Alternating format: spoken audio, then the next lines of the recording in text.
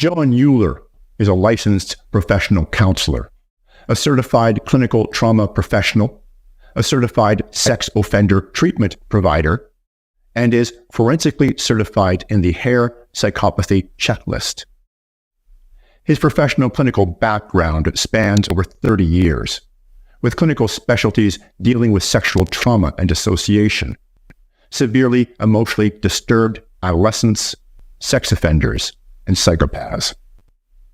He is also the founder of unmaskingthetransmovement.com, where Jon and his partners work to unmask the evil behind the transgender movement, a movement which overwhelmingly targets women and young girls, the very people that male sexual deviants prey upon. In part one of this interview, Jon explains the mind of sexual deviants and why they are targeting our children.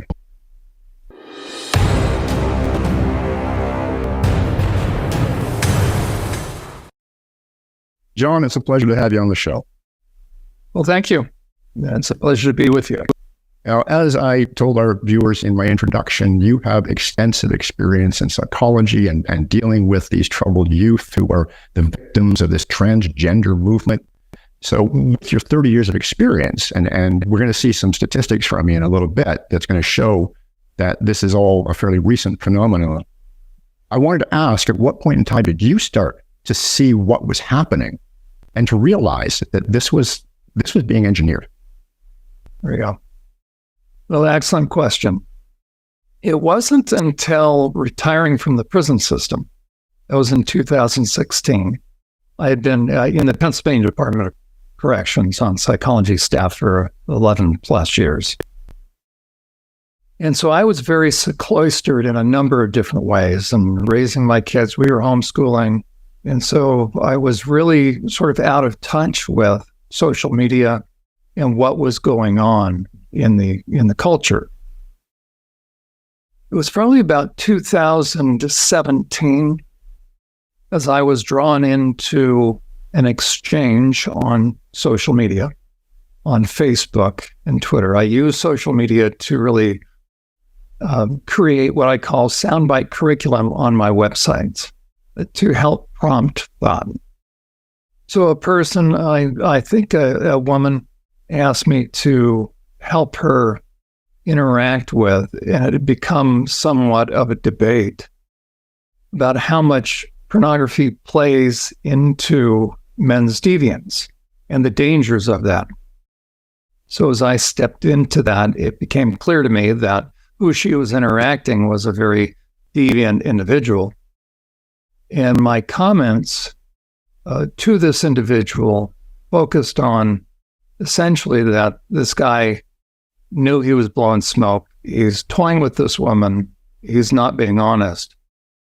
Well, what transpired after that somewhat shocked me, which was probably a day or two later, I suddenly become descended upon in my social media thread, which I typically had not used social media to interact with anybody. My thread became filled with, or as far as comments, it became filled with pro-pornography, trans, and I hadn't really heard of that term. And then MAPS, minor attracted persons, hadn't heard of that term. And then a gentleman by the name of, and I'm using that term loosely, but Dr. James Cantor suddenly appeared on my thread.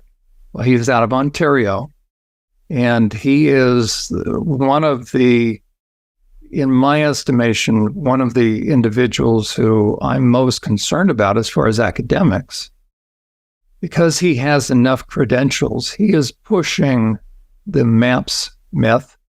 He is pushing for the legitimization, the destigmatization, and really the decriminalization through an end run on the criminalization of pedophilia.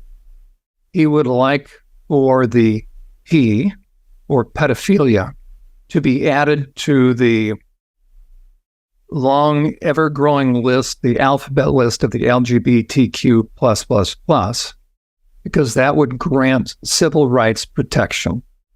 And that, in essence, is decriminalizing, because then if a guy gets busted, and my contention is this, no pedophile is going to seek treatment for a genuine reason. And I'll tell you how I can say that. If you have a pedophile or a sex offender or a pre-arrested sex offender, because that's the category that Cantor works with apparently in his own treatment program. The question is, why are they seeking treatment? Well, we could say they want to get better.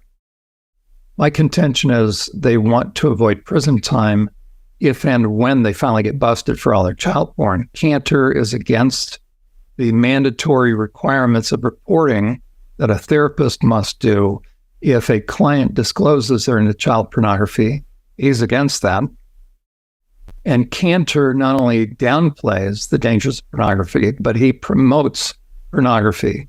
I've heard that he doesn't have his Facebook page any longer. I'm not sure, but I have screenshots probably from about 9 months ago or a year ago, because I had a hunch that he would probably take the posts down.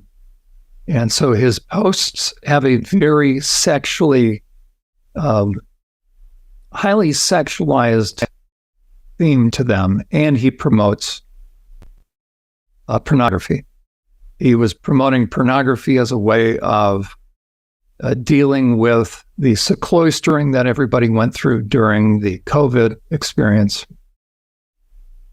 And that is a huge danger, because if you're dealing with a pedophile, and if you do not deal with the issue of pornography, let alone if you downplay it, that's like, in my estimation, dealing with an arsonist, but you never talk about matches or gasoline.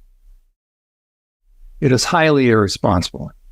So the fact that you have somebody who is a sexologist, and I've started to note this in all the different sexologists, the male sexologists that I've seen, not only do they know one another, but they sometimes attend one another's birthday parties, so they're on a social basis. But there are some highly deviant male sexologists. You can see that by what they post or what they do, both professionally or in their own lives. Michael Bailey being one of those, and they all know one another and they socialize. And Michael Bailey was, he eventually had to leave his position at Northwestern University because he had, as an after-class exercise, and of course all the students stayed around for this exercise or the demonstration, where a man and a woman came into class.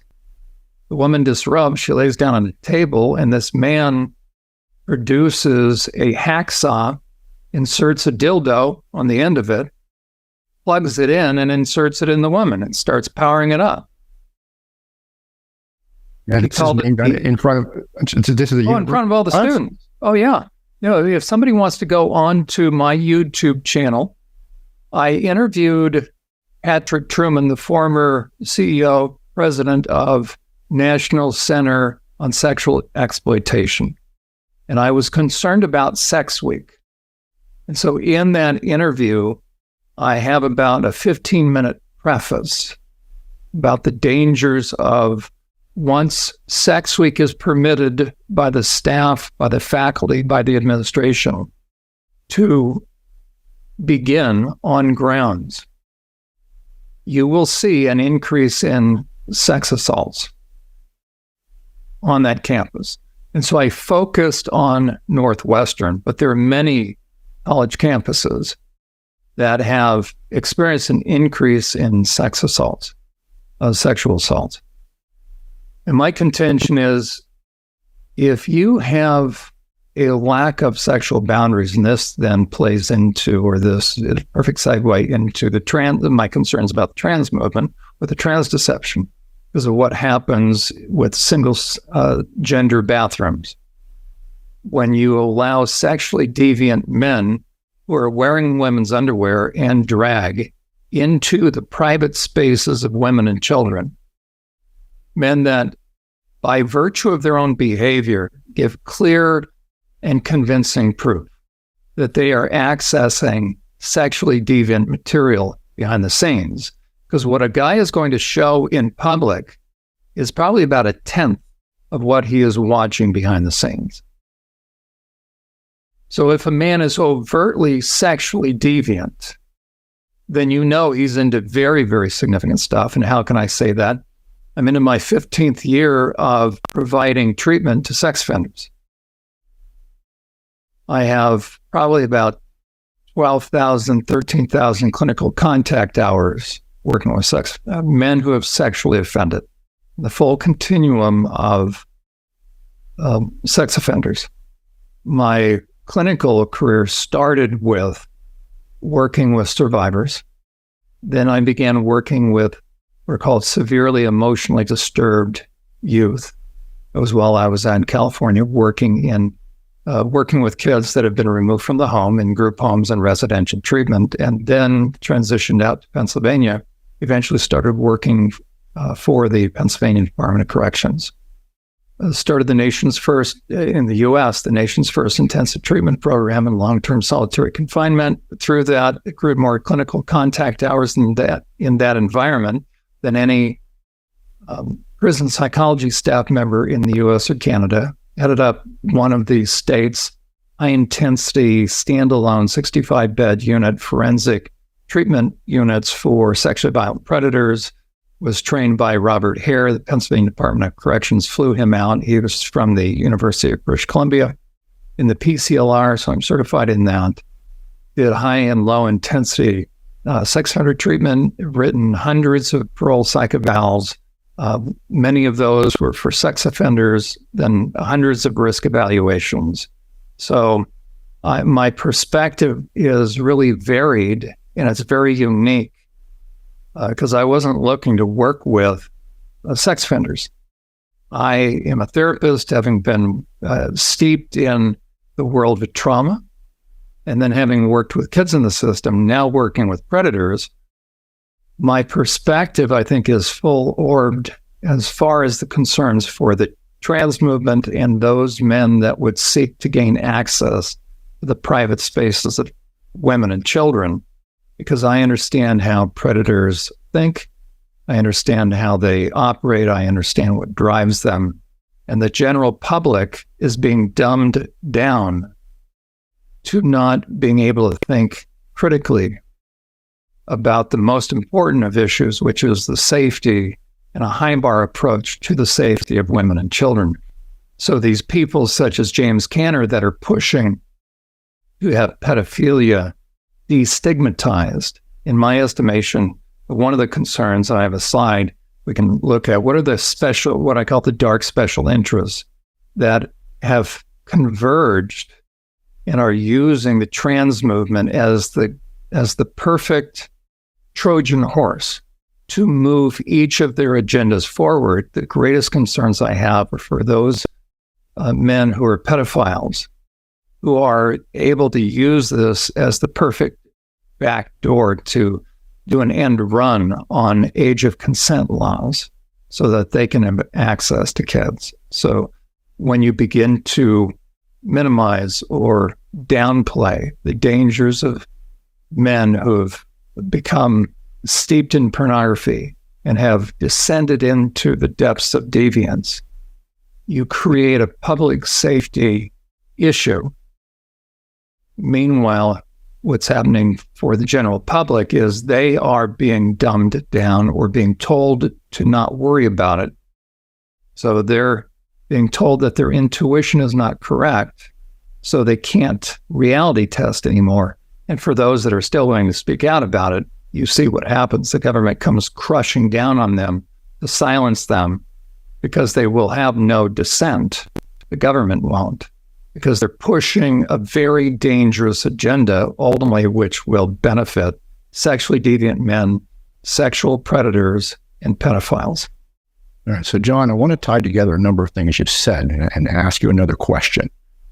You made the point that these guys, Bailey, Cantor, and their ilk, all of these deviants who have, okay, they got degrees, doesn't mean they're not deviants. They all know each other. They're all working on the same agenda. Now you've also got all these years of experience dealing with male sex offenders. You've made reference to the pornography, but I'm going to make a bit of a leap here and stick my neck out because I'm not a psychologist. But I'm guessing that the prevalence of this porn, and especially the deviant, really deviant stuff that some of these guys must be watching a lot of, is probably more of a catalyst. There's got to be something underlying, something that drives them to want to watch that and to fuel their perversion or whatever it is, mental problem that they've got. And so drawing all that together, these sex offenders you've worked with, these people, these deviants with credentials, let's call them, there's got to be a common thread there. Do you have any idea what it is? Yeah. The thread is deviance. Now, let me define that. There's stages to deviance, and most people in the general public don't understand that. I would not have understood it until working in a prison. A prison is essential to being able to do correct research. Proper methodology matters when you're dealing with men who have steeped themselves in pornography and have become something different than they once were, because nobody's going to volunteer this information. There are stages that a man goes through that causes him to morph into what is called deviance. The majority of people, the majority of clinicians, I have, in my experience, the majority of clinicians, if you ask them if they're dealing with sex offenders, if you ask them to describe what deviance is, they won't be able to give you a good definition of it. It'll take the form of, well, it's just deviant. So it's the circular reasoning. Well, so many deviations outside the norm. Okay, that's technically what deviance is. So what is normal versus what? Well, now it's what is legal versus what is illegal or criminal, which shows you it takes a lot of work now for a guy to get to a point where he's arrested, because in the US and in Canada, virtually anything goes. It's almost like the Roman Empire. So you have to be really bad, meaning your mind has to be so saturated that your behavior is outside the norm of an anything goes society. That's pretty bad. It wasn't until probably year number 9 when it finally dawned on me what deviance is. Deviance is an internal state, a state of the mind, and that is different than the brain. So our brain has white and gray matter as our IQ, but our mind is different. Our mind has to do with values. Our mind has to do with what we are interested in, has to do with not just what we process, but why. So the PCLR, the Hare Psychopathy Checklist, Robert Hare, as he was looking at psychopaths, he was able to scan their brains to see activity and see it in such a way he would flash scenes in front of the eyes of the offender faster than they could process. It was very visceral. And it would be a wide range of scenes, such as a child getting hurt, falling off a bike, getting their hand smashed in a car door, all the way to torture, all the way to even then on the polar opposite, nice scenes, kittens and puppies and flowers and things like that. So he compressed enough different kinds of slides and scenes that you're going to get a fairly accurate vision of what goes on inside the guy. And psychopathy deals with 3 primary issues, 2 of which will show up. One is empathy. You can't fake that if your brain is responding. So either you have empathy or you don't, and it's really on a gradation. The other is remorse. You feel badly for doing what you've done or not. Those are the 2 indicators of the state of somebody's conscience. So a psychopath, there are 2 kinds of psychopaths, a bloody psychopath and a white-collar psychopath. They all have one thing in common, or three things in common, but it all comes down to this. They've reached a point where their conscience has been so violated on purpose. So it's not nature or nurture. It comes down to conscience. These are choices. Or you would have identical twins that are identical psychopaths. Once somebody violates their conscience long enough, or as they are violating that, you will see two things happen dynamically at the same time. If you're overriding your conscience, you become less and less sorry for doing what you're doing, that your conscience is trying to get your attention, and you become less and less concerned about the impact it's having on someone else. Basically, you're becoming increasingly selfish. Your ego is growing. As that happens, there will be stages you will progress through. In my estimation, you'll progress through narcissism. You are becoming the center of your own universe. You'll either be a simple narcissist, and people will be able to spot that fairly quickly and be turned off by that, or you'll start to become a sophisticated narcissist, where people may catch on to what you're doing, but they're not able to pin it on you, and you're actually getting mileage.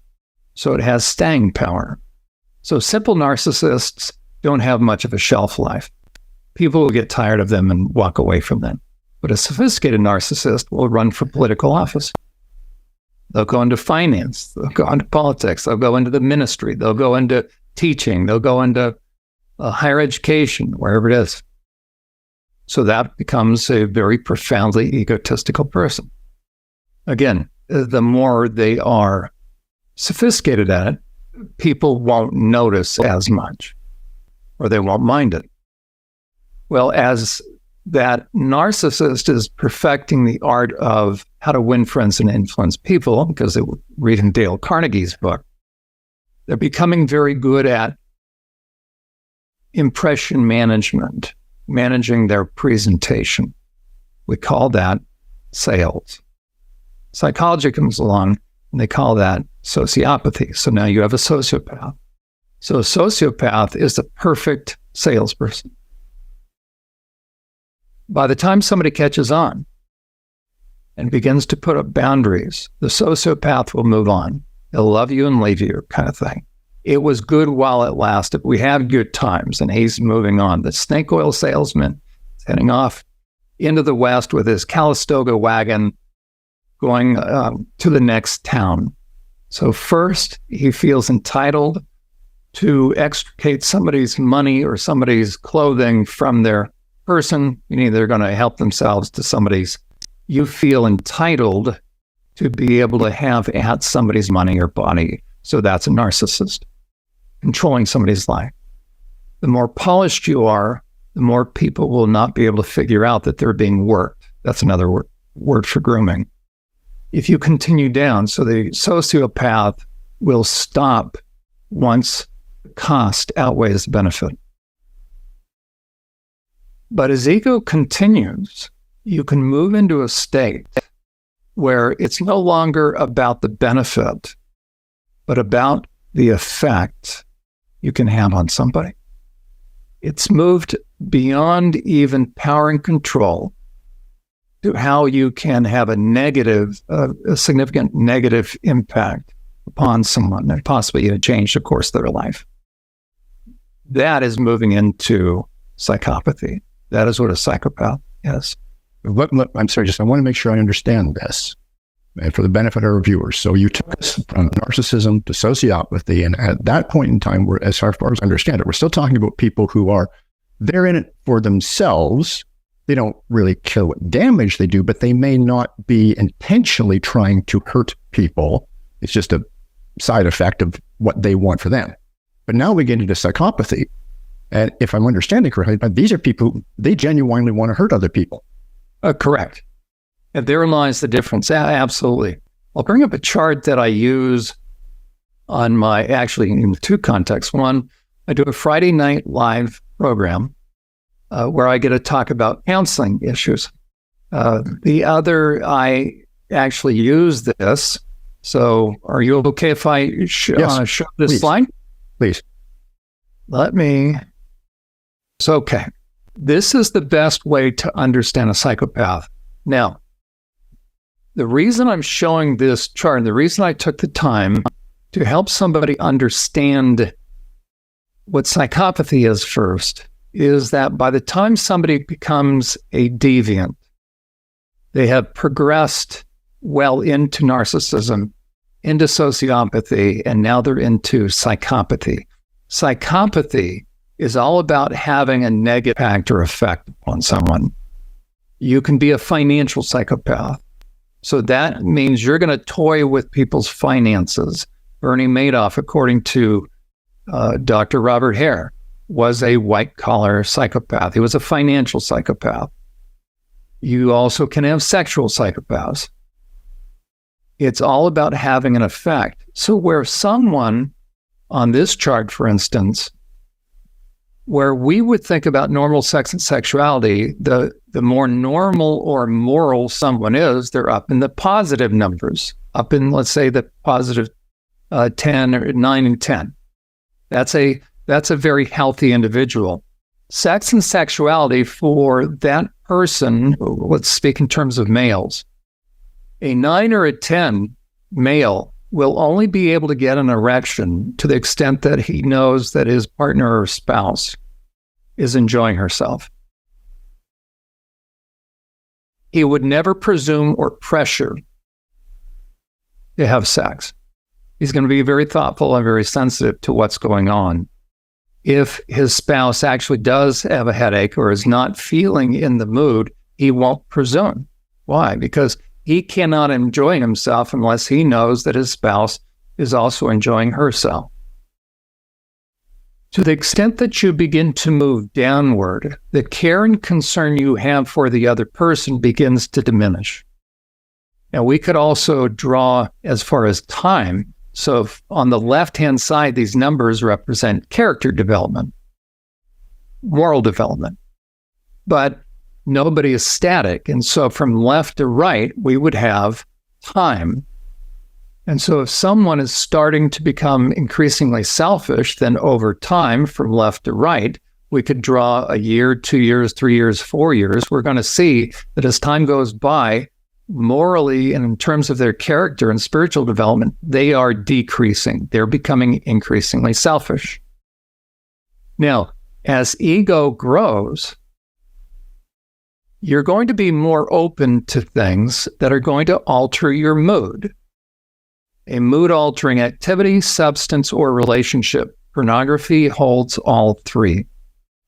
So by the time a man starts to become increasingly selfish, he is going to get into stuff. And in this day and age, with the prevalence of pornography, he's going to get into pornography. Well, now he has started to move into the negative numbers because he's first moved from a normal relationship where you can only enjoy yourself and get an erection to the extent that you know your spouse. The reason I say spouse is somebody who is at a higher stage of character or moral development understands the need for and the selfless importance or the importance of commitment. So you won't use the term partner at a 9 or a 10. You're going to use the term spouse. What happens is, as a guy is beginning to move into the negatives, now we're going to start to layer this with sex and sexuality. He's moving off the straight and narrow. So I'll go back to that first chart. See, right in the middle where the positive and minus numbers come together. And this folder that I have, and you can see the thumbnails down there, this is what I use in my sex offender treatment. So you are actually seeing slides that I use both in my podcast, but also with the guys. This is one of the most effective charts that they've ever seen. Because what they're looking at is, now you look at those two people, the goal is for each person to have one knapsack, by the way, no more, no less. That's a relationship that is balanced, that's based upon value and respect, appreciation and esteem. But the more, and here's some more descriptors of it. So a balanced relationship is a positive one, is balanced, respectful, reasonable, and appreciative. That person, neither of these people, these individuals who are carrying their own responsibility, that's a little knapsack, is going to presume or pressure the other person. But the more it gets out of balance because of ego, it's going to be lopsided. So you will start to have an imbalance in the relationship. I'm going to show one more slide here. It'll start to become all one way. You're going to have a selfish person that will begin little by little put his stuff on the other person. So let's say the man starts to become selfish. He will start to dump in a number of different ways on his spouse, on his wife, and he will start to presume. So it changes the nature of the relationship from one that is filled with value and respect and appreciation and esteem to a very imbalanced one. That's what ego does. Ego increases my own esteem, my own sense of myself and self-entitlement. When that happens, I begin to move downward in terms of character, and you'll see what I will do with the people around me. I will take my responsibility to do what is right, just, and fair, and I will offload it by manipulation. If this is my wife and I'm on the right, that means I'm now continuing to manipulate and to cross her boundaries. As my ego is growing, I'm getting worse and I'm pulling her down along for the ride. Eventually what happens, the more a person becomes selfish, the more eventually they will get, in this day and age, they will get into pornography, and they will start to go down into different stages. And deviance by nature, let me flip back to, I don't want to make you seasick here with the flipping of charts, but let me go back to this. The further down the person on the right descends, as he's manipulating the other person to come down into a negative relationship or tolerate one, think about what he's like at a positive 9 or 10. He cannot get an erection unless he knows his spouse is enjoying herself. The more selfishness grows, the more he descends in terms of character development, the more selfish he becomes, and you will see the nature of the relationship change to where eventually he doesn't care about his spouse's needs. He doesn't care if she's in the mood. She can't ruin the mood because he doesn't care. Somebody at a 9 or a 10, if the wife were to say just before climaxing, he climaxes, and if she were to say, oh, you know what? That ceiling, I really need to get some of those spots off that ceiling. What would happen? The guy would lose an erection because the mood would have changed. At positive levels, 9 and 10, the guy, again, is very much concerned about the enjoyment of his spouse. The more selfish he becomes, the more he descends into selfishness. Eventually, he becomes twisted, as it were, morally twisted. There's the twisting zone. The word reprobate mind, reprobate in Romans chapter 1, by the way, that word reprobate is a metallurgy term. 2,000 years ago, it means it's no longer good for its intended purpose. So a mind at an 8, 9, or 10 is a mind that loves people and uses things. The more I descend into selfishness, I no longer love people and use things. I now love things and use people. Sociopathy is pure selfishness. So who's going to use a prostitute? A very selfish individual. Why doesn't he just give her the money and walk out? Because he's going to use her. So we know this person doesn't care about the prostitute he's using. That's bad enough. But when you start to get into issues of generating pain, that should bring to mind kink or BDSM. Now we know it's not about relationship and about how the other person feels. And eventually, if that individual starts to grow, he'll morph into deviance, which means this. He will only be able to get an erection to the extent that he knows he's harming and generating pain in the other person. Right. That is polar opposite. And so pornography creates, and if you look at the bottom right, it creates a deep-seated malevolence in the heart of men towards women. So why is it that we have certain men now that are yelling death to TERFs, that descended upon Posey Parker in New Zealand when she simply was doing a rally saying, let women speak, and what happens? All hell breaks loose, and they were, if there hadn't been security there, they would have probably killed that woman. When you look at the kind of pornography that deviant men are into, how about Leah Thomas? Now, this is going to get into men in women's sports. My contention is this: no man wants to go onto a woman's swim team. It is a ruse.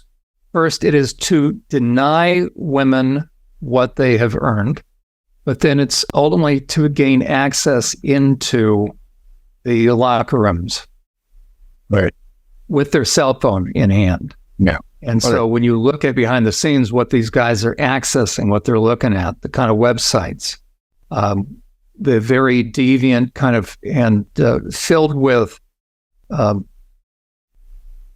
sadistic things toward women. Time and time again, we're finding out that that's what these guys are looking at behind the scenes. Sam Britton in the U.S., he's a guy that was the Undersecretary of Energy for the U.S. in charge of spent nuclear waste fuel, and he's the guy that was found stealing women's luggage. My contention was that he's not stealing the luggage for the luggage sake.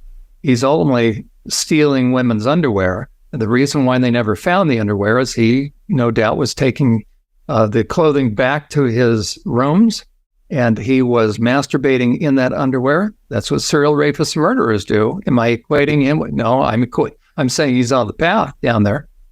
And the suitcases that he stole, he actually used to go on trips with, and what's come out now, and he's been charged with 3 separate incidents at 3 separate airports, and he stole the luggage of an African designer and was wearing her clothing. So when you see, photographs of Sam Britton, he's all dressed up in these really colorful outfits. That's a designer from Africa. Those are her clothes that I believe he targeted her.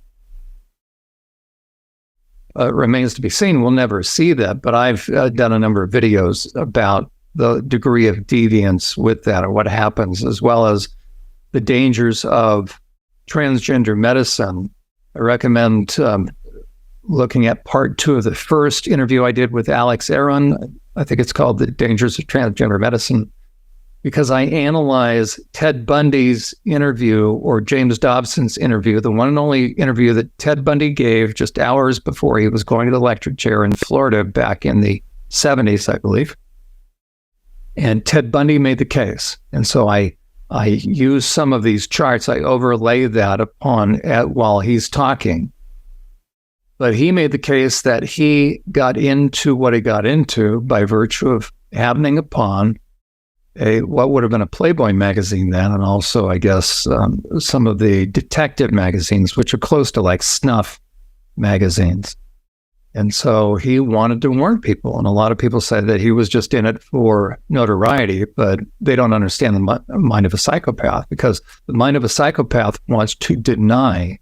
The psychopath is driven to have the last word, last say, last laugh, because that empowers them. It's denying someone. That's also why these men are going on to women's sports teams. It's to deny, and it's to taunt. That's why they are forcing their way into rape shelters. And if they are denied that, they're going to destroy the rape shelter in Vancouver, let's say. They're going to deny funding for these. And so these men are out to have an effect. And they inevitably also, where you notice that they carry with them their cell phone cameras. That also is part of that trophy kind of effect, and mocking women. And they send those out onto the internet or put them as still photos. You notice you don't see any biological women who are transitioning to men, taking pictures of themselves in the men's washroom. It's different psyche, different psychology that's going on. That's where people need to understand it. But the idea of deviance then moves through different stages. It starts with attraction. We're all attracted. Moves to lust. We all wrestle with lust. That's more selfish. It's also the beginning of objectification. Then it gets into power and control. It also gets into defiling, which is after the power and control. So BDSM, kink issues. And you notice once you're into power and control, you're no longer into, because that's pain generation, you're no longer caring about how your spouse or partner feels. So you've gotten away from normal. Now, for a guy, he can get an erection knowing that, and eventually, only when he knows that his partner is not enjoying herself, and so we wouldn't even call it a partner. And so the thing about deviance is a man no longer is a man, he becomes a predator. And my contention is it would parallel the extent to which a man, his brain is becoming psychopathic. You can go online, look at the brain scans of psychopaths, according to Dr. Robert Hare. Once a man's brain becomes psychopathic, there's no reversing it. It's a permanently fixed state. And that's why for pedophiles, there is no rehabilitation. Why? It's not a social issue, it's deviance. And people also need to know for pedophiles, first of all, with pornography, you can match the kind of pornography based upon those different categories downward. And by the time a man seeks to defile a child, he's always started with adult content. So it's a lie. When we have self-reports of these men that have offended children saying, I was always attracted to children, they are lying through their teeth. You do not do proper research by taking at face value the self-reports of the world's greatest deceivers and liars. How do we know they're the world's greatest deceivers and liars? Did they come forward before they got busted? No. So they're liars, and they would have continued to lie, because if you had asked one of them a day before they got busted, are you into child porn? They would have said, what? They would have said, of course, no. They would have done so very convincingly, so they're very adept. And with the sophisticated ones, they were not abused as kids. How do we know? I can make that contention because there's no paper trail through elementary school, middle school, or junior high or high school. They had no behavioral issues. It is not plausible for an abused child to make it all the way through elementary school, middle school, or junior high, and high school without any behavioral indications of that abuse. It will come out, one extreme or the other. They'll either become extremely quiet, sullen, withdrawn, or they will act out. The men that have made it into adulthood, that have found themselves in positions of trust, you only find yourselves in position of trust if you are able to be very self-controlled and very convincing. You are not antisocial. You are not emotionally reactive. You're very engaging. And oftentimes they will choose careers, they'll choose jobs where they are mandated reporters. So it's not a lack of information either. And so the sophisticated pedophiles, my contention is this, they have not been abused.